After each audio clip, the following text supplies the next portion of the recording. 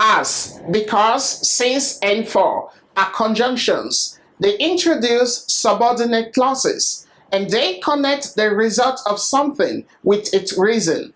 Today in this lesson, let's learn how to give reasons in English with examples. Please keep watching. Let's start with because. We use because to give the reason of something that is important for the listener. We use a comma after the because clause, as in the following examples below. Because my brother didn't keep his promise, I couldn't go fishing.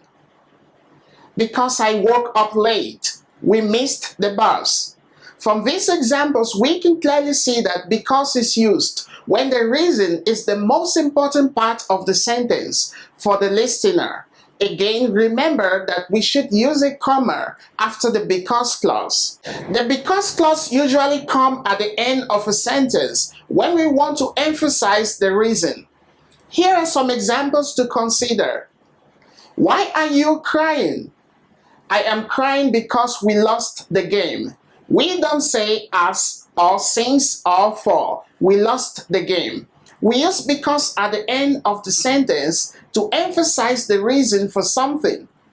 I am crying because we lost the game. I will punish you because you lied to me. The reason in this sentence is stressed. The reason is very important for the listener, and because it's used at the end to emphasize the reason. I will punish you because you lied to me. We can also emphasize because with just and simply.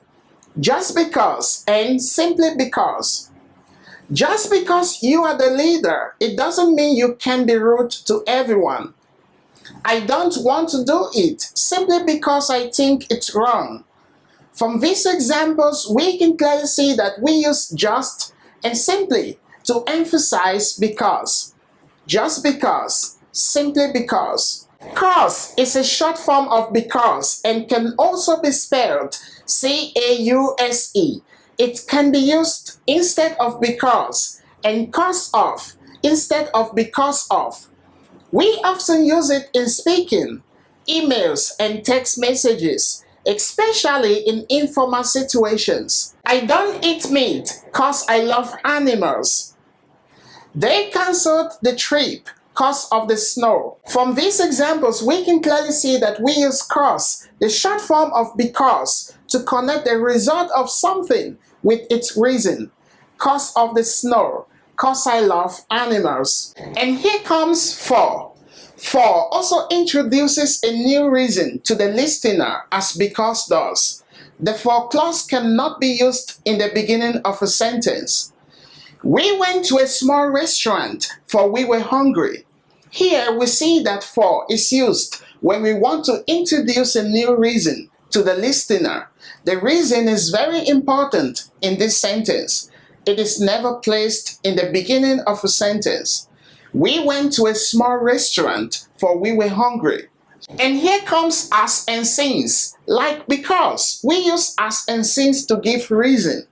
But with as and since, the reason should already be known by the listener, so the reason is not new to the listener. The as or since clause is usually placed at the beginning of a sentence.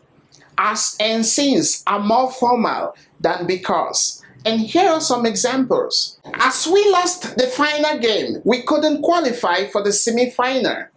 That we lost the final game is not something new to the listener, right? Because it's not a new reason. The reason should already be known by the listener. Since I was hungry, I wanted to eat something first. That I was hungry is not something new to the listener, right? Because it's not a new reason. The reason should already be known by the listener. Since I was hungry, I wanted to eat something first. From these examples, we can clearly see that we use as and since when the reason is already well known by the listener and is therefore usually less important. The as or since clause is usually placed at the beginning of a sentence. I hope you found some value and you learned something. If you did, I'm happy. Please show me some love by hitting that subscribe button and bell icon so you don't miss out on my weekly interactive English lessons. just like this to help boost your fluency, confidence, and speaking skills. Let's keep in touch.